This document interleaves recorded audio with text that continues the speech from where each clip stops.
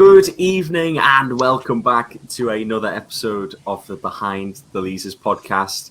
There's just three of us today. Unfortunately, Adam, also known as Mr. No Days Off, is at the Newcastle game at the minute. He's at the Under-23s game, doing a little bit of coverage for his YouTube channel. But we've got Andy and Rob here. After a fairly eventful week, there has been a game and there has been a bit more talk about the manager's stance.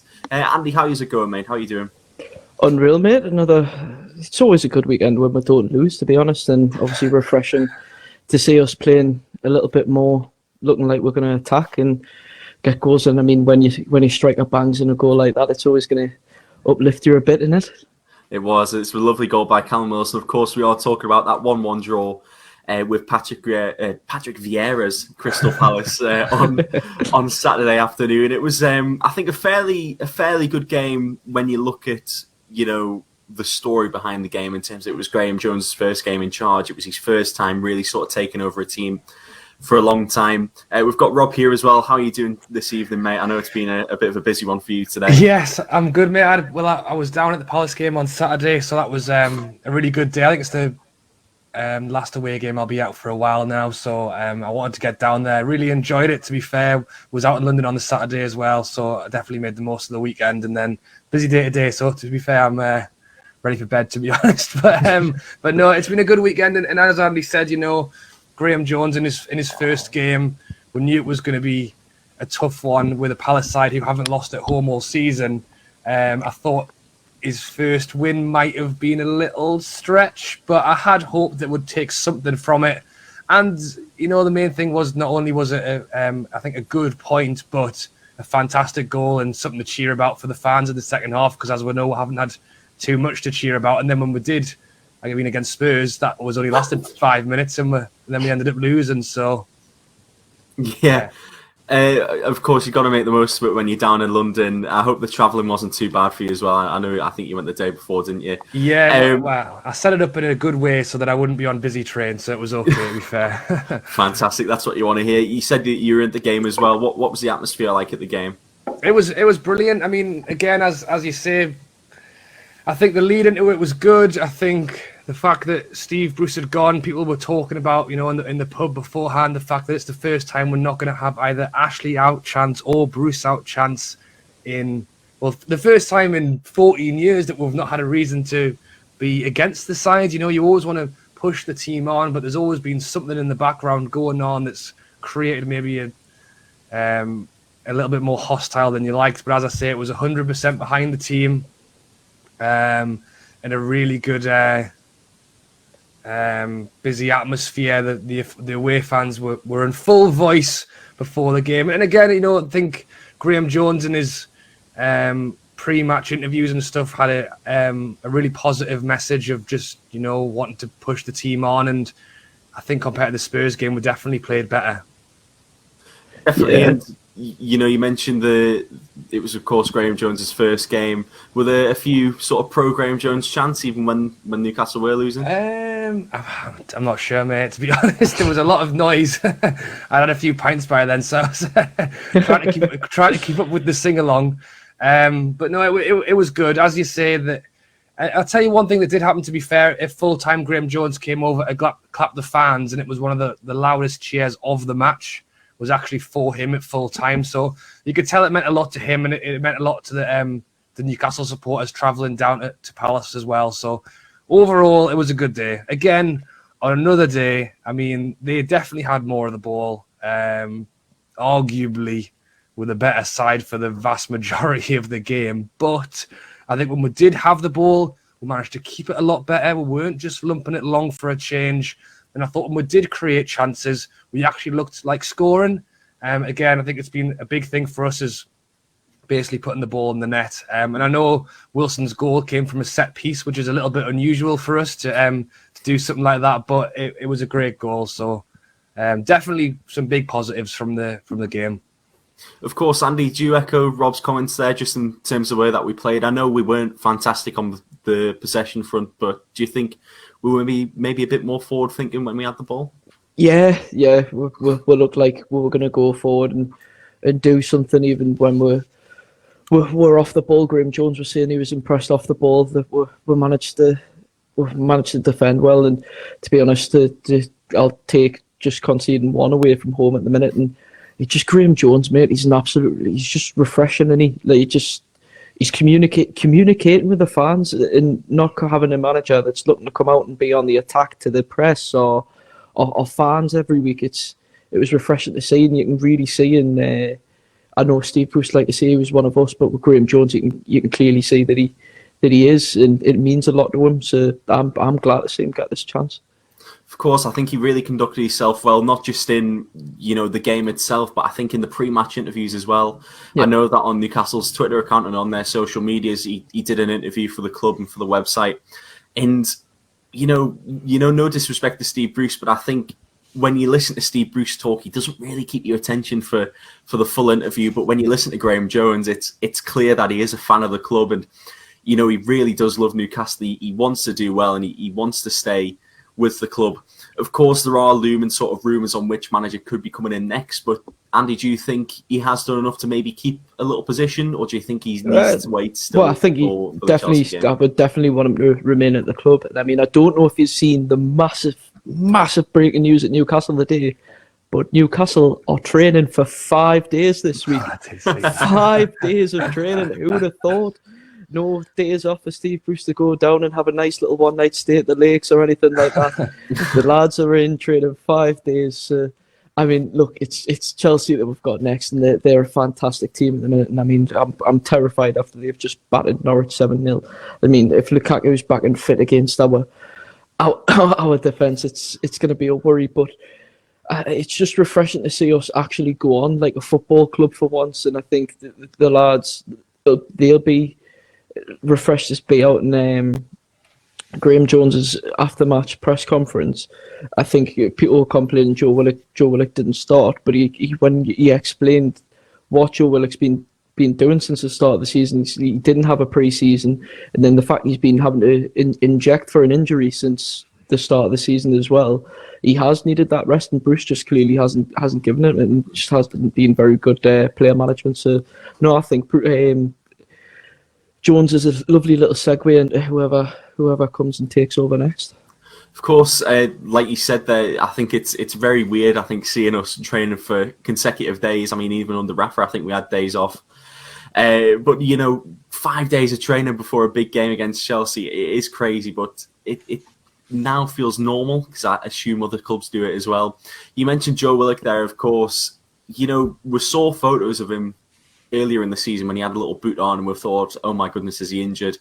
And then Steve Bruce sort of just said, oh, he's made a miraculous recovery. But Graham Jones has actually elaborated on that and expanded on it, and he's actually said, oh, well, he's been getting these injections. It all makes sense now, and it all sort of comes full circle. I want to ask you both about the starting lineup as well. Like you said, no Joe Willock, Emil Kraft back in the starting lineup as well. Andy, we'll start with you. What did you think of the starting lineup, and then the changes that he made as well? I think everyone was secretly a little bit like, 5 at the back, really, when we haven't been defending great. But you just had to take a step back and think, this isn't Bruce's 5 at the back, this is Graham Jones. Let's give him the chance and see what we can do. And to be honest, I think we did. To expect a draw straight away, to expect a win straight away would have been every high hopes. But to take a draw now, we're working off this, like Graham Jones has said, we've got a decent base to work off now. I mean, fair enough, it's Chelsea next, but any little positives you can take from that game is going to help us move forward and hopefully start picking up the points elsewhere. Of course, and Rob, what did you think of the lineup as well? Like we said, Emil Kraft, who hasn't really featured that much this season, back in the starting lineup, as Andy mentioned as well, 5 at the back. Definitely. Well, again, we're at Crystal Palace at this point. We're in the away end, and obviously we got in early. To be fair, we thought we'd try and enjoy as much of the atmosphere as possible. So I think we were just about walking into the stadium as the lineups came out, and everyone was talking about it. And like Andy says, I think even there the general census was ooh, because we spoke about it beforehand of what Jones would do, and I think at the end of the day our defence has been pretty terrible, and as I've said from the start, we were always going to concede at least one. So I hoped we would go for maybe a more attacking approach and go, look, we're going to concede one, which means we're going to have to score 2.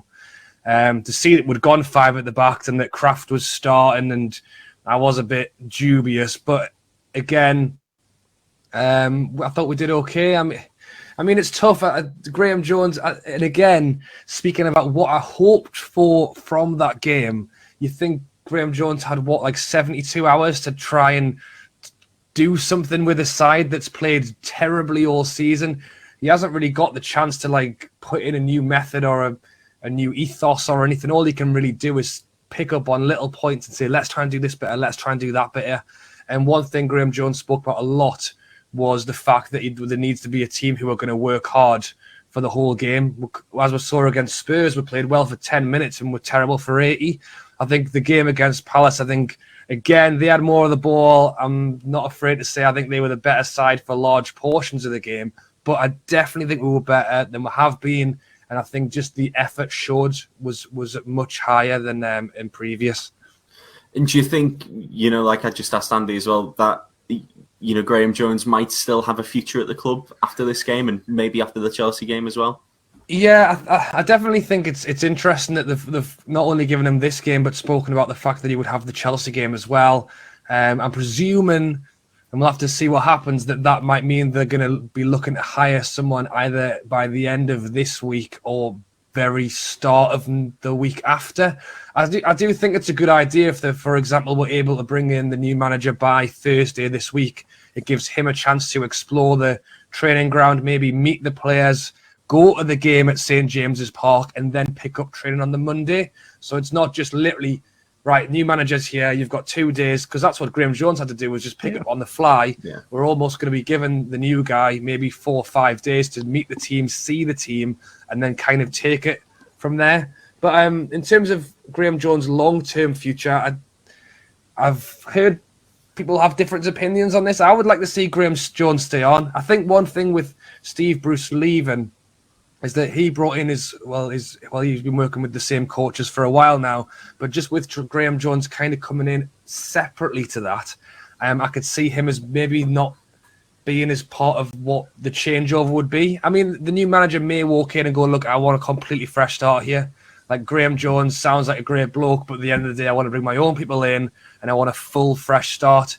And I don't even think Graham Jones can argue that. But one thing I do think is that he's not only made a name for himself with the Newcastle fans, but he's also done it globally with England as well. Yeah. So I think a new manager would definitely take that into consideration, and I think he does have the ability to stay with us for longer. It's just whether the new manager wants clean start or not, because I think they may well just get rid of, rather whether they're good, bad or not, they might just say, look, I want to start afresh, yeah. Of course, I think in the little interview he did before the match, I noticed he started rattling off his CV, and I thought maybe there's a couple of people watching this little interview. I mean, fair play to him. He has done a lot, and he's a highly credited coach, manager, whatever you'd like to call him. Something as well I noticed is that both Amanda Staveley and Mehrdad were at the Palace game as well, so that's obviously the second consecutive game that they've been to. Do you think it's quite good, both of you, that they're attending these games and not sort of just being like a backseat? Well, absolutely. It's shown how interested they are in the club, and they obviously like being around it. I mean, when obviously I did that piece outside the training ground when Bruce went, and the fact they stopped, they do show the interest in, and they're taking pictures with fans and stuff. Like, it is so refreshing to see. Like I said before, we are running like a proper football club, and it does feel like a community, and the fact they continue to have good communication with the fans as well, which is something we haven't had. I mean, we got that ridiculous statement at the end of August about our transfer policy for the summer just gone. So it is absolutely so refreshing, and just it gives you the confidence that, look, we've got this dry period. Like, there's nothing much you can do until January when you can't bring players in. But they're communicating, they're showing what they want to do with the club straight away, and I'm all for it, and hope to see more of it. Of course, Rob, what did you make of their appearance at the Palace game as well? Of course, not just at home games, but at away games as well. No, I think it's brilliant. I think Andy made a great point there, the word community as well, and actually bringing the fans back together and enjoying the games again, because as I've said, and I'll keep saying it, you know, we've played rubbish football in the past. We'll play in it now, and we probably will in the future. You know, even with an investment, you know, you still look Manchester United. They've got Ronaldo, the best player in the world, and still lost 5-0. So we are going to have these days. We are going to have bad days. But the issue for us for a long time was the only thing you were going to the football really was the football, because the community was so broken. No one was a fan of the owner. No one liked the manager. The fans were fighting internally over whether we should boycott or not, and all this kind of stuff. And really, there was, I think, it was so strange. You know, after that Wolves game, I think I've never been so attached from Newcastle United, despite going up to St James's Park week after week. Really, what I was doing was going to meet my mates to have a chat, because the football was terrible, and so was everything else. And it's so strange that after that Wolves game was literally the takeover. I think it almost came at just the perfect time before. I think I held on a lot longer than some, because people have been given season tickets away for a while. And I don't think I ever would have done, but it was certainly at that point when I was like, this is actually getting really bad. So to answer your question, yes, I think it's brilliant. The new owners have come in, and it you know, it's the owners, it's everything. It's Graham Jones' interviews were getting posted on, you know, the NUFC social media outlets, you know, like Bruce's never was. And I just think they're trying to really try and connect people again, which is it's as big as anything else, you know. Just because you're in the Premier League, it's obviously great to watch, but you look at lower league sides and people still go and enjoy the football for what it is, and kind of be in the community. And that's what we want to have here as well. And the new owners are clearly trying very hard to do that, which I really appreciate. Without a doubt, definitely agree with both of you. Just before we move on as well, I want to quickly go back to Graham Jones, and he's actually at the under-23 games tonight, something that, I'm going to be honest, I never really saw Steve Bruce do in his tenure at the club. I think it's quite refreshing that. And Andy, what do you sort of make of him being there? Maybe gives a chance for a young lad to come in on Saturday. Well, I think he's got free rein of the squad now, hasn't he, mate? And it's just the way he was talking about Joe Linton after the game. It's just, Steve Bruce never talked about Joe Linton like that. You know what I mean? Like, look, he is a £40 million player, but he's not. That's what we paid for him. But it's the fact he's coming across. He's saying, I'm speaking to him, saying, look, you need to work on his strength, this, that, and that. And then he's telling them, we just need to add the goals. He's coming out and saying there is a good player in him. He's saying he's been fantastic over the last couple of weeks, probably in training, probably hasn't really shown it on the pitch. But he's obviously showing stuff in training. And I mean, his whole attitude, the way off the pitch was fantastic. It was great seeing him stopping and getting all the pictures with the kids and stuff. And that's what you want from your star signing sort of thing, which he was meant to be. So if he can bring that onto the pitch, what he's showing off the pitch and in training, then I'm all for it. Look, he's our player. I want to see him succeed. I'm not going to be like totally negative and just say like, just get rid, when coaching staff are saying that there's a promising player still there. Of course, and I think everyone wants him to be a fan favourite, doesn't he? Someone who maybe isn't a fan favourite is John Joe Shelvey. We've had a comment come in from Jason saying it's a bit stupid having Shelvey playing in an under-23s game. It's actually the second time that he's playing an under-23s game. Don't understand it at all. Rob, what do you make of Shelvey playing? And do you think it's maybe because he might feature against Chelsea?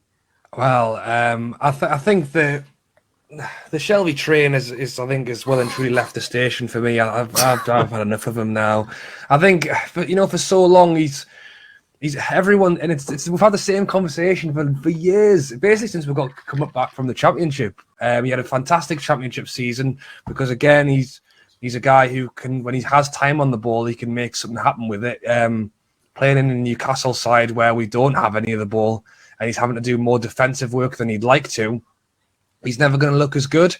And I think, again, people understand that, when you're at a game and we've got 20% possession, you understand that people aren't going to look the best. But I think that's where people fall out of love with Shelvey, is the fact that he doesn't want to do the dirty work. He wants to come on the pitch when we're already winning 3-0. He doesn't want to be on there when things are going wrong. I think maybe Jones is just trying to give him a bit of more time on the pitch before he gives him another go. I really don't know, unless he's just said to him, look, I've had enough of you as well, go and sit over there. But either way, I'd be very interested to know, who of the squad altogether, to be honest, that the new manager, the new owners want to keep come January, and then especially in the summer, because I think January we'll maybe do 3, maybe 4 if we're lucky new players, and obviously that'll mean we'll have to drop a few out of the squad. But I think the summer will be the one when we'll see a lot of people go, and I think Shelvey, at the moment for me, would be one of the players who really is top paid player at the club. He really doesn't deserve it for me, so I think I would seriously look at letting him go unless he uses the chance with the other 23s to get a bit of form and can have a better end to the season. But based on the last few seasons, I mean, basically because we've got no one else, he's managed to keep his place in the team and picked up his wages every week. You know, if we were a competitive side trying to do anything other than not get relegated, I think I would have seen Shelvey go 2-3 years ago. Yeah, I completely agree. And, you know, we're talking about his possible impact in the under-23s. They've actually just conceded to make it 3-2 to Wolves. So I don't know if he's still on the pitch or not, but he's clearly not probably trying to kick kids up a height, man. That's probably all he's doing. I mean, you look at when he came on against Tottenham, right? He played in the under-23s the game before. You come on and look so off the pace and only play 20. Get yourself sent off after 20 minutes of football, and he just looks so sluggish. Like he was chasing himself around, really tripping over his own feet, and then gets sent off. And the fact that he's leaving training 40 minutes before anyone else has came out the gates as well. I mean, I don't know if he'd had an emergency or anything, but Adam, who's there quite a lot, says that it's the regular occurrence. He should be nowhere near playing with the academy. I wouldn't want him anywhere near. He's obviously a terrible influence at the club. And you look at the effect he has on... Sorry, I'm going off on one. You look at the effect he has on Sean Longstaff. When Sean Longstaff plays without Shelvey, he's a much better player. He's got confidence because Shelvey's just apparently a terrible influence on and off pitch. I think what was it, the Watford game where Sean Longstaff had an absolute blinder? I think that's probably the best example of. He did. It was a good goal as well. No, I completely agree with you. I think, you know, you've got to flog Shelvey in January. We don't need to save money or anything now. So, you know, mutual consent, give him a few quid. Don't mind, just get rid of him. And speaking of January as well, there was a few tweets that I saw, Andy. I know you quoted the tweet of it. Just talking about the finances that Newcastle could have in January. It's looking all right, lads. £200 million potentially. It's the one favour Ashley's done, isn't it, with not spending, that we have kind of built up a savings pot of just financial fair play. I'm just going to have to sit down and go, yeah, fair enough, crack on. I think you referred to it as a war chest, didn't you? And yeah, I'm not sure... yeah, we're going to need to get in the bloody war by the time it comes to January, aren't we? I'm not sure if it's all going to be used on transfers. That might just be for the club to spend as a whole. You know, correct me if I'm wrong, but if it is £200 million, we are really looking quite good for January and possibly looking to stay up, lads, aren't we? I think with January, you really want just proven Premier League players, quite like... I mean, we hoped they would have had a better influence than what they did when we brought them in, like Shelvey and Townsend when we brought them in the season we went down. Townsend was fantastic, and Shelvey's just Shelvey. No, I forget the likes of Lingard's been one of the ones. Tarkowski's a great centre-half, and we need a centre-half. But what we really need, and what I really want us to see, maybe rumours start to appear now, is a proper central midfielder, someone that can hold the middle of the field, because that's where we're lacking at the minute, and that's why we're not creating as much as we should be, because we've got nothing in the centre of the park. I know he might not be a holding midfielder, but how would you feel about Donnie van der Beek joining Newcastle? Absolutely. What an absolute waste he's been at Man United. I was a big fan of Ajax.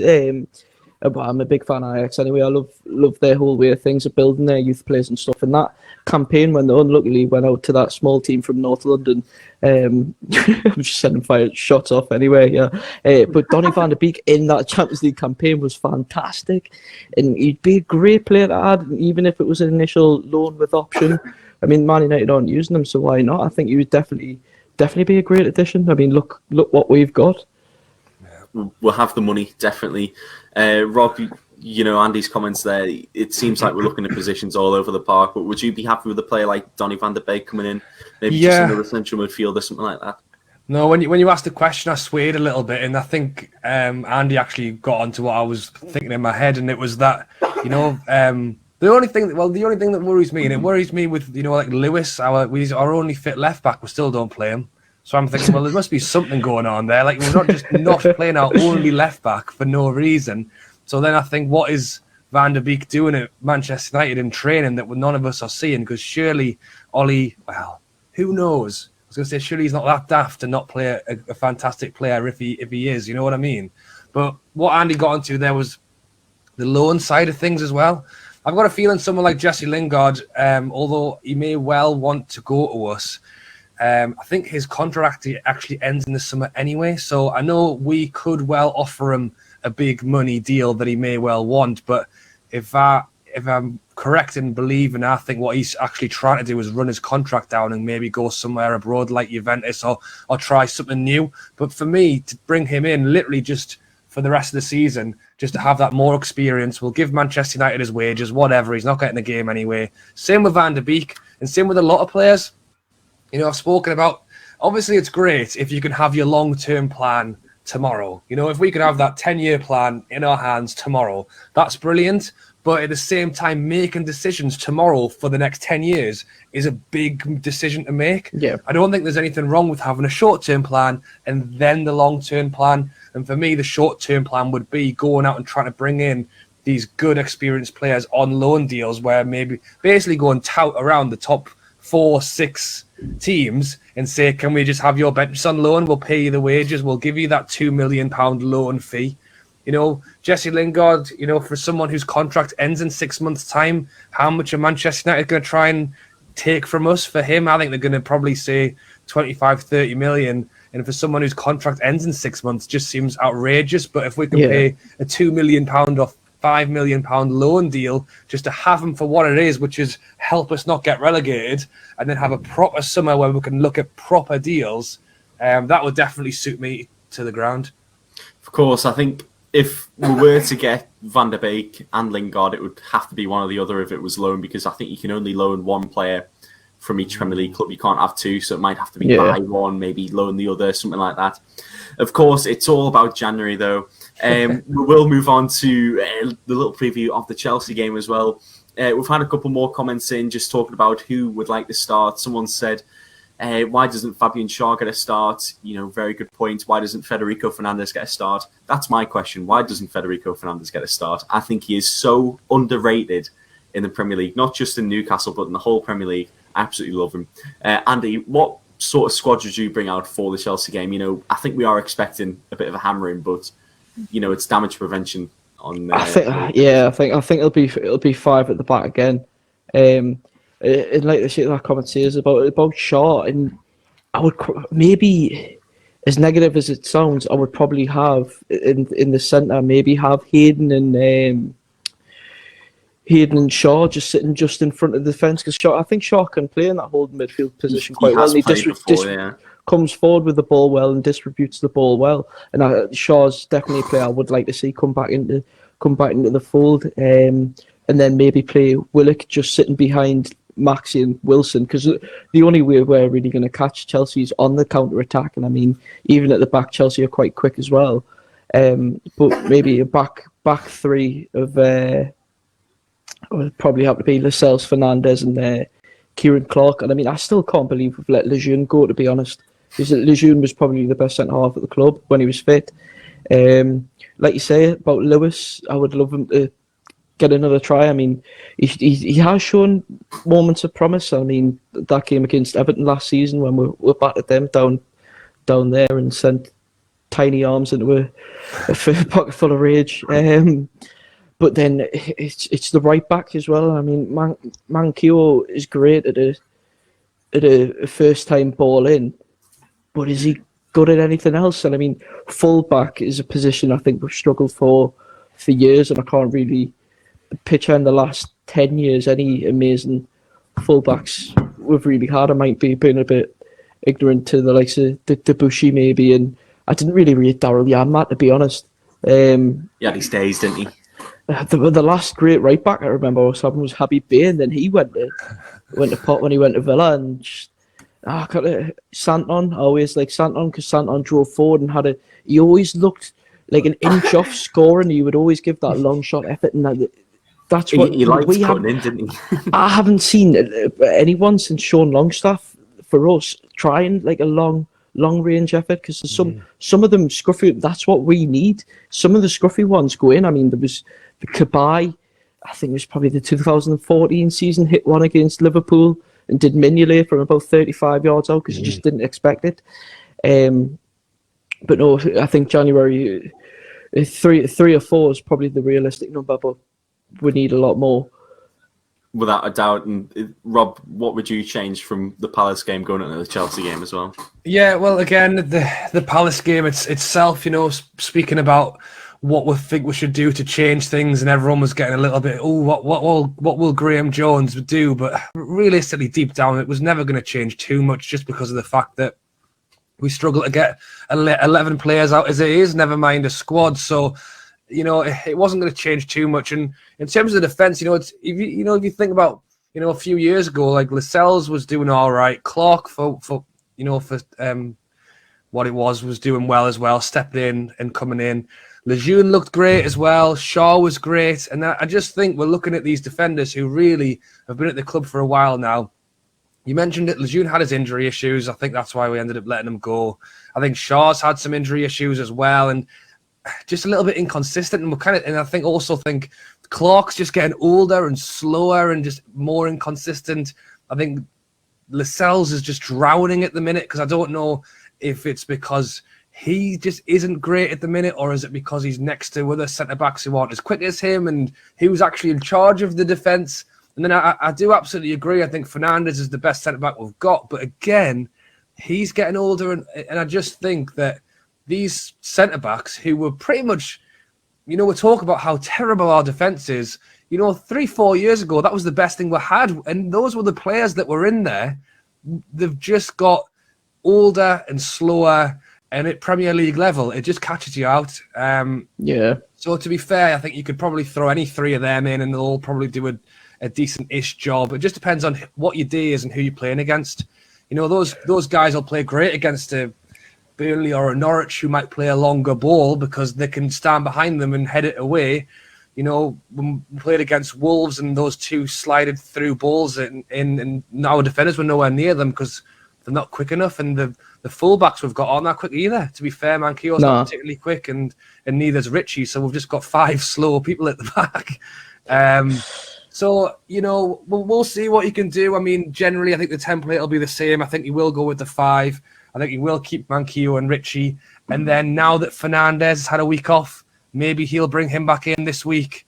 And then, it's going to be similar going forward. Just hit the ball to Matt St. Max and hope you can cross it in for Wilson.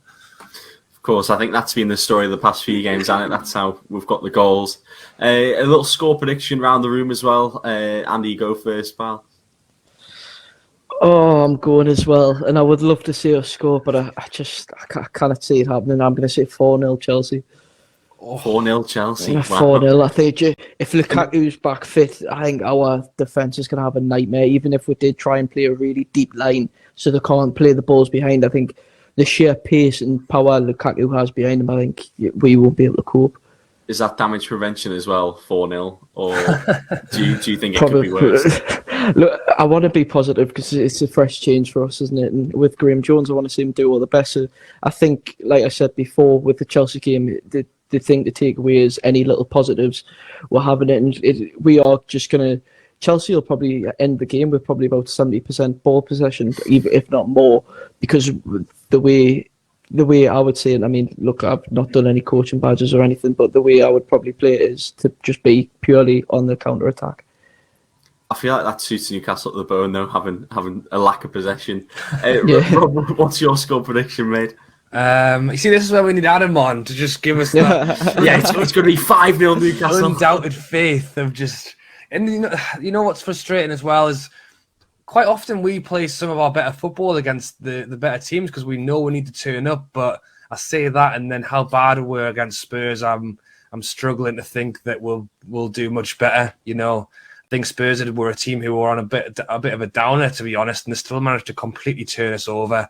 Crystal Palace are a decent side, but again, they had all the ball and probably did all right to get a point out of it. Now you're looking at a Chelsea side who've just thrashed someone 7-0 and for me to come on here and say I think we're going to win, I think is madness. So I'll be slightly nicer than Andy. Maybe I'll go, I don't know, 3-1 to Chelsea. Maybe we can have something to cheer about at some point in the game with a goal, but I think we'll really struggle to get. I think our best bet of anything is probably 0-0. And just somehow just stand as a wall of 11 on our goal line and just hope that they can't kick it in, because like we're going to struggle very bad this weekend. I have messaged. Go on. I have messaged Adam to see if we can get a quick score prediction from him. And, we'll see. We'll see. I remember, guys, the time that we had Patrick saying, I think Denver Bar as well at the same time, and we beat Chelsea 2-1. I'm going to keep the faith here if Adam doesn't come through, right? I'm going to say it's going to be 2-1 Newcastle, right? Because I feel like with all the negatives, we've still got to have a positive, right? And that's going to be the positive for this podcast. It's going to be 2-1 Newcastle on Saturday. Lump of fiver on that. Hope so. Lump of fiver on that. We make this matter every week. I'll get them to do what that. What are the odds? Well. Hundreds of one. Fiver on that, you'll get more than probably what the Euro Millions is next week. I'd probably buy that. I'm renting for their mods. But we've done it before though, haven't we? I mean, we did it that season against that City squad that we're offering a tangent. Yeah. Look, there is. It's football. At the end of the day, there is stupid things happening. Funny enough, Newcastle probably are a team to go and get an upset win after Chelsea's done that last weekend. But it just relies on how good Maximin and Wilson are, really, because they're going to be the main two going forward. And hopefully, if Willock's back and fully fit, then he'll make a good impact as well. But it is totally dependent on them three really going forward, because I can't imagine if we are going to do damage limitation, I can't imagine we'll have many more players going forward than just those three. But I want that dangerous three to come back. You know what was there at the end of last season when we had Willock, when we had Wilson, when we had St Maximin, even Murphy coming in at times up that right wing. He was absolutely fantastic. I remember that Burnley game that we played where St Maximin scored and Murphy just absolutely tore the defence a new one. It was brilliant. You said dangerous three, in my mind automatically went to CC Ben Arfa. You just got sad. You've been thinking about Ben Arfa a lot today, haven't you? Mate, I think about Ben Arfa a lot all the time, man. Alan Pardew owes that man a career, because he was. I mean, look, Maximin's he's great. Like there's a reason why he's one of the best dribblers in the Prem at the minute. But Ben Arfa had that like lethal final product about him as well. Like apart from Laurent Rebet, I've never seen someone be able to hit the ball that hard with a weak foot. There's a great, I think it was Fulham in the 2012-13 season. Ben Arfa just gets it on his right foot and just cannons it into the bar top right. Oh no, Villa. Sorry, it was Villa. It's just, I think he's one of my favourite all-time players. Like Ben Arfa, easily. He was a brilliant player when he was at Newcastle. I think he had a brilliant first touch as well. I remember that clip where I think it was someone like chipped it over to him, switched it over to him, and he just took the ball down brilliantly. Oh man, I do miss him. I'm reminiscing now, right? I'm going to have to end this podcast. See, this is the thing. I know now we've got the money. The rumours are getting ridiculous. But I just saw one the other day and I was just like, please, if there's any rumours are going to be true. Did you see the Ousmane Dembele one? Oh, His contract's out at the end of the season at Boss, and I was just like, please. Because he is very much like a Ben Arfa, great shot, both feet amazing on the ball. Just imagine him on the right and Maxi on the left, and then probably Haaland in the middle. If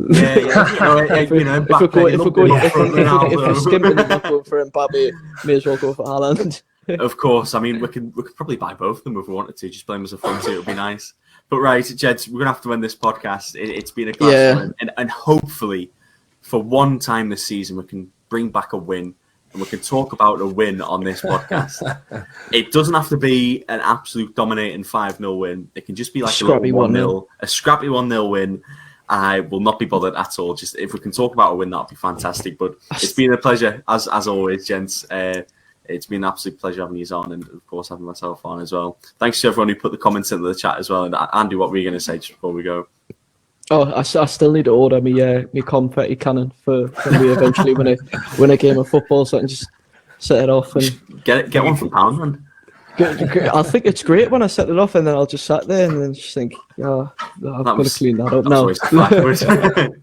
Nice. Well, once again, thanks so much everyone for coming on and tuning in. We'll see you next week. Bye-bye. Bye.